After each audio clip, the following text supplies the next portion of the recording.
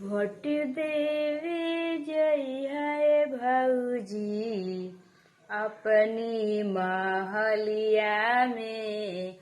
भोट देवे जई है भौजी अपनी महलिया में। उल्टी पल्ला मार के जई है, उल्टी पल्ला मार के जई है। अब की ना घबरई हे, अब की ना शरमई हे भौजी दिहल माटे ने छाप पड़। अब की ना घबरई हे, दिहल माटे ने छाप पड़।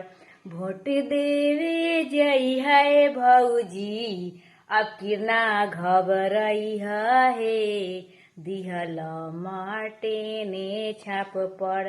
अब की ना शरमई हे, दिहल माटे ने छाप पड़।